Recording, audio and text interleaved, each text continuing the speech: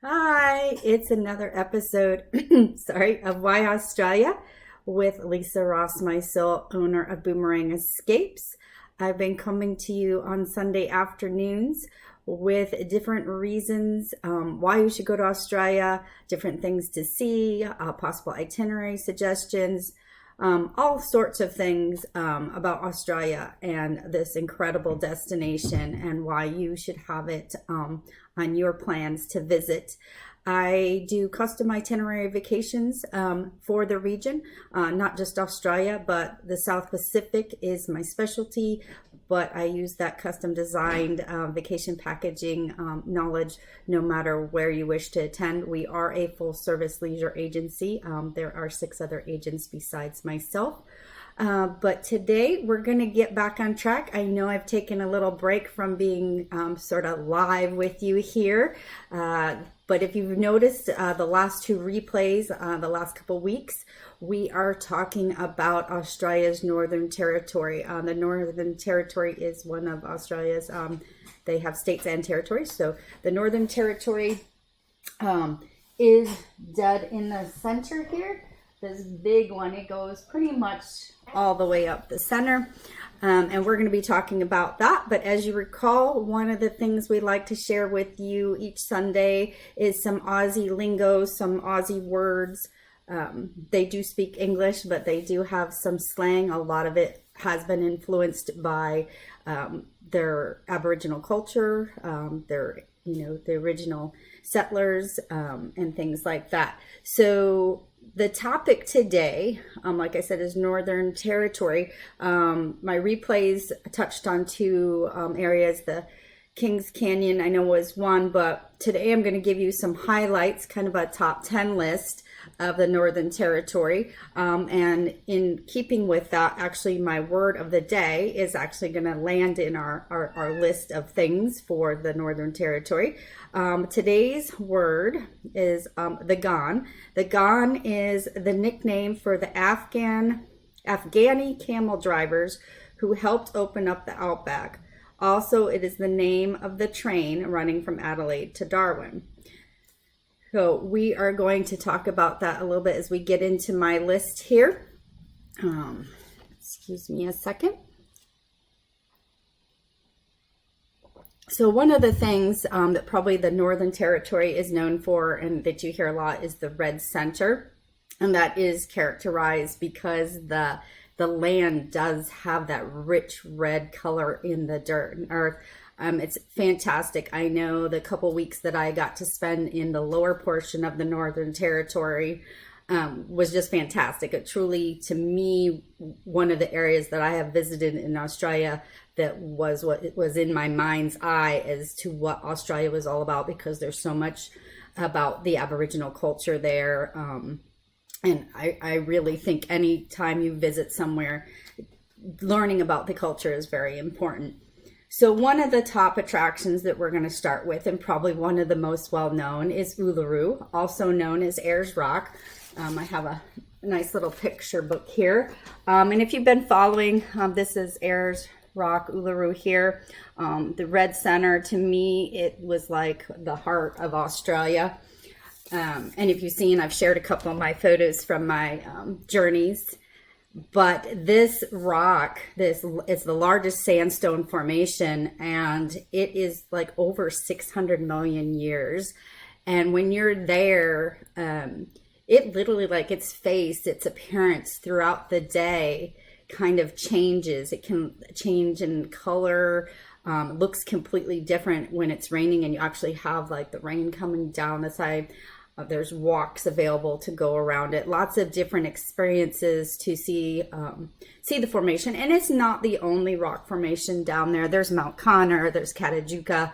So there's lots of opportunity to explore these amazing sandstone formations. We've mentioned the Northern Territory. I said is quite, like I said, it goes from about here all the way up here. And one of the words last week was the top end. So the top part is referred to the top end. That's also where the capital is, Darwin. Darwin is the capital. It happens to be the smallest and wettest of all the capitals in Australia. It is also a great gateway or hopping point for Asia. So you could combine an Asian experience as well as an Australian experience if you were looking to do that, and you've got several weeks to plan. Maybe this is your retirement trip, a big thing. It's also a great foodie town up there as well. And probably very familiar to those of you who have been Crocodile Dundee fans, that's was in the movie as well. And as I mentioned, our word of the week, the Gone. The Gone Rail experience is a great opportunity if you want to mix and mingle with the Australians.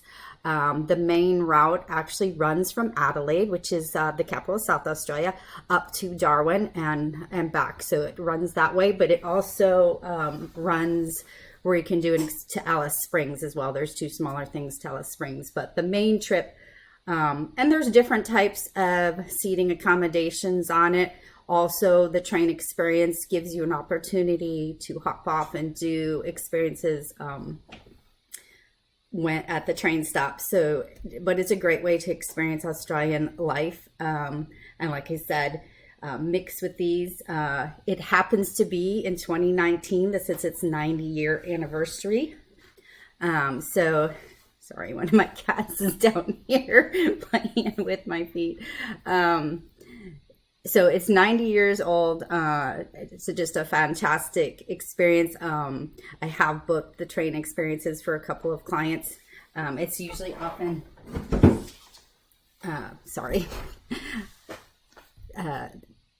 not something necessarily first-time visitors do, but I know I say this every time we talk about the size of Australia. You really have to think of Australia as a place that you're going to visit more than once, just like coming to the United States. You're not going to see it all in one trip.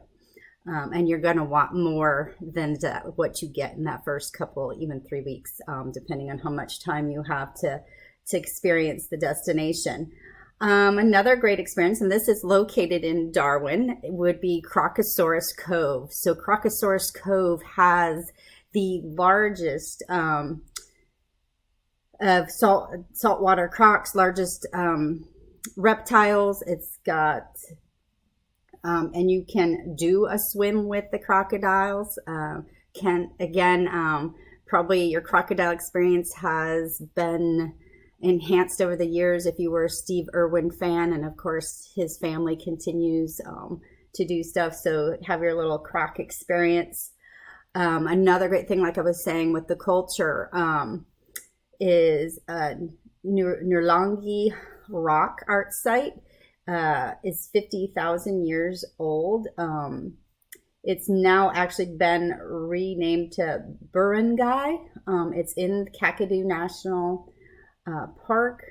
You can see the artwork that the Aboriginals have done, and I said this is over 50,000 years old.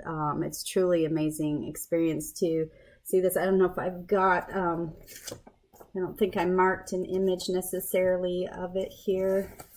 Let me see quick. Sorry. But here's an example of the rock art that can be so, and it's how they told their stories and their legends. It's a very big part of the Aboriginal people and their spiritual relationship with the land.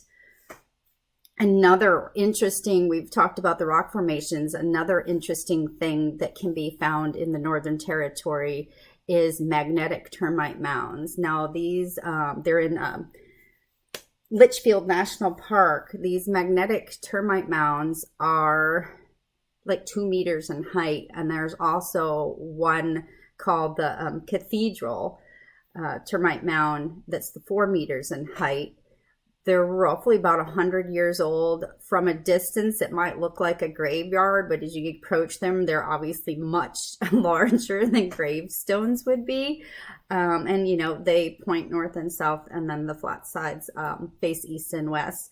So it's just a very interesting thing to go and experience and walk around. And you'll notice the difference between the lower end and the top end of the Northern Territory. Is the top end will have more of a tropical wet season. They do have more of that than the desert where the rock is, where Uluru is. So one of the great things up there is Nitmaluk National Park. In this park, up in the top inland, is Catherine Gorge. Catherine Gorge is a great place to get your physical activity on, paddle, canoe, see the gorges, see the waterfalls. Definitely a nice semi-active, it's not high adventure, but get out there, really enjoy the outdoors. Also, a great lodge that I would recommend for staying in the top end, that is located in the town of Catherine. It is an eco resort. It's Cicada Lodge. It only has 18 rooms.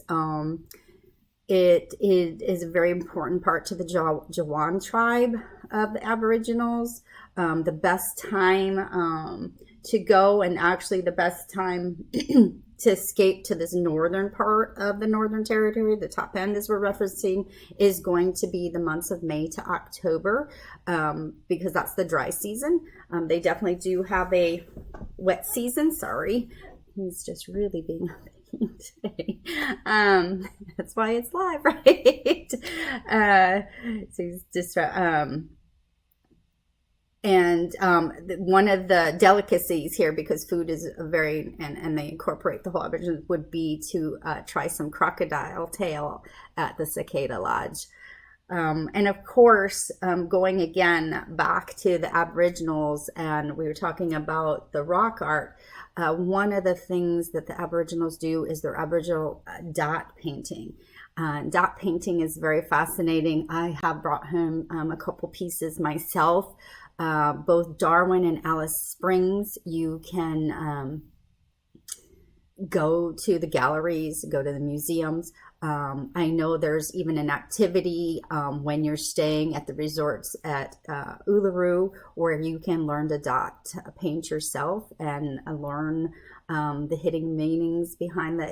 It's not just art. There is a reason why they painted this way. I also know that I've done a fun craft. I think there's a blog that will be shared on Australia Travel Expert Facebook page coming up this in the next week or so, that it's very easy to introduce children to the culture with this type of activity and do kind of a simple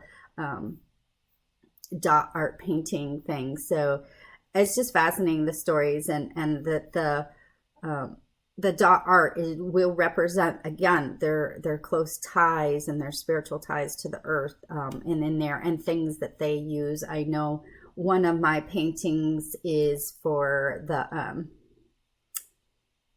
the healing bush that they believe, and they actually burn the leaves for smoking, to breathe in if you're, have the upper respiratory going on.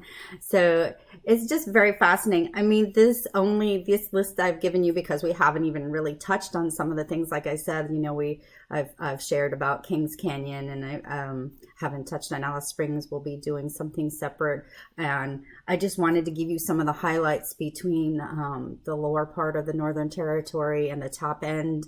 And then we'll go into farther. We're going to spend several weeks here now, over the course of this, going into end of summer, into fall, talking about Australia's Red Centre and her Northern Territory. So enjoy your Sunday. I will be back here next week. Until then, this is Why Australia with Lisa Rossmeissl, your certified Aussie specialist. We look forward to sending you down under.